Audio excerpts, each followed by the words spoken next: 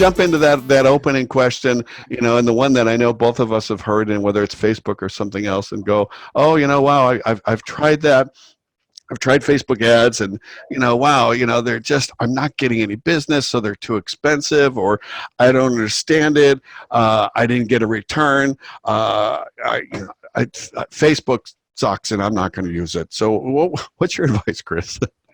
Well, in terms of, I have had people say they felt they've wasted a lot of money on Facebook in terms of advertising and boosting posts, etc.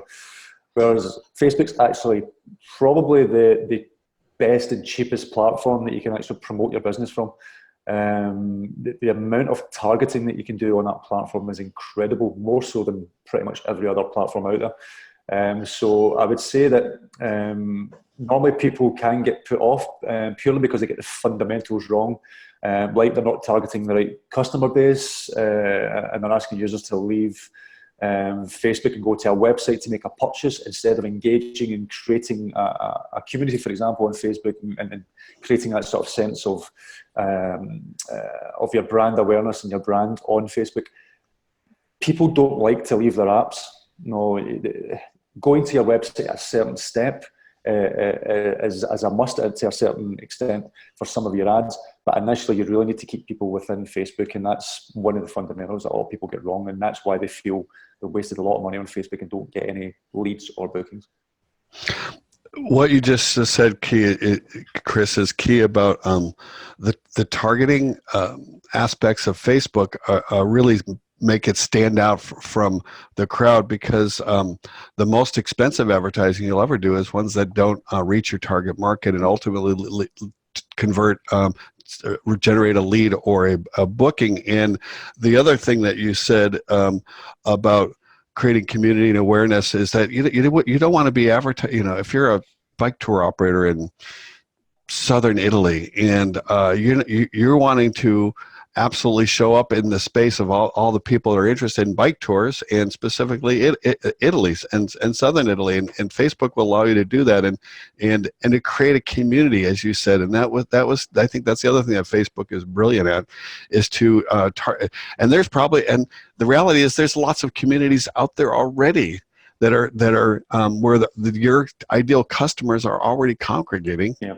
And you just join in the conversation, and Facebook allows you to do that. So so let's go to the other kind of core myth or question that goes out there is, wow, Chris, I targeted my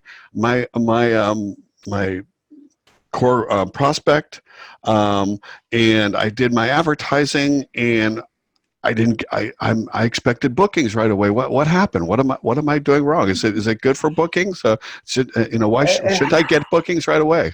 Yeah, it can be very good for bookings. But what happens is when people create ads, the initial ad they create is they're trying to sell. In any form of marketing, whether it's on Facebook or not, the first thing, the sort of first rule of marketing is you don't sell to your customers. Is you've got to build up your trust. Nobody's going to buy from you if they don't trust you. You may get the odd one or two bookings that people will go to your website, find out who you are, and think, okay, I'll get a booking from this. I tend to find that if you're wanting to drive engagement, is to offer some sort of value proposition first. Get them to your website from that to find out more about you, and then you can retarget them again once they've visited your website. Retarget them again with maybe more of a selling type ad. But you really need to build up that trust, and no one is going to buy from you. Like we said at the start, no one's going to buy from you or pick you off the shelf unless they know who you are. And that's what a lot of people fall down on. They instantly try to go into sales mode, and initially it should be awareness mode.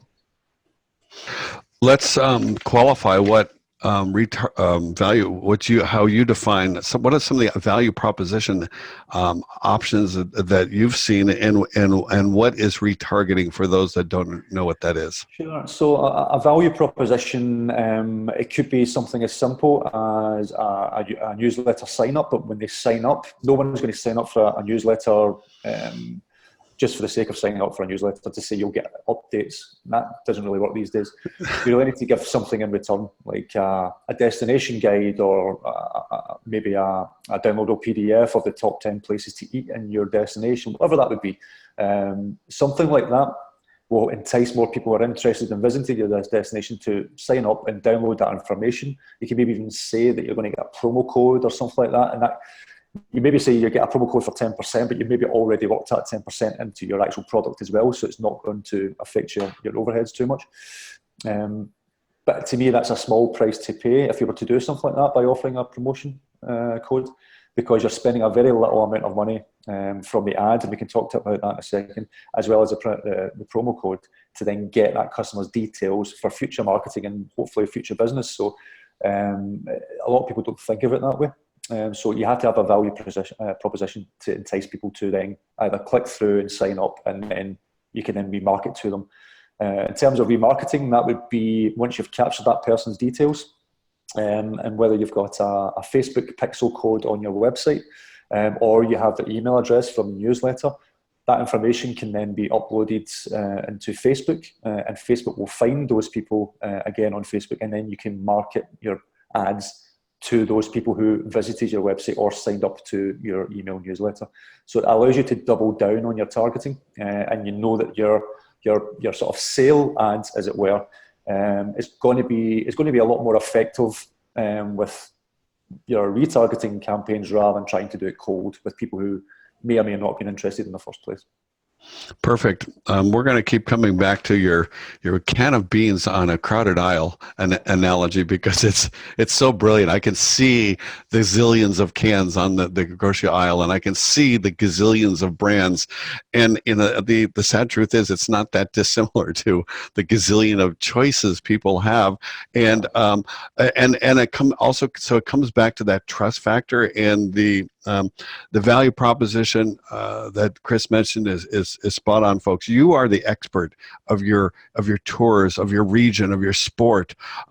People, when they're trying to make decisions, they need help. They want to be educated as to best things to do, or where to go, or how to be safe, or how to try something new. Especially if you're engaged in any sort of exotic travel or doing something that's new outside of people's comfort zone. Nobody wants to more crap in their email box, another newsletter, but they will respond to helpful, educational, useful, and entertaining information. Why do Chris and I do this? Exactly. The very reason that we're talking about. Bothered producing over 200 videos of.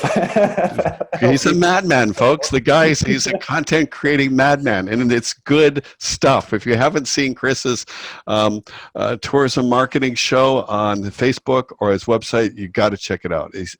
Chris, that's one of the things I really admire about you is that you're not only a teacher, but you're a constant student. You're constantly finding out best practices, and you're constantly putting out there. And thank you for making a difference in our industry. Oh, no, I appreciate that. Thank you.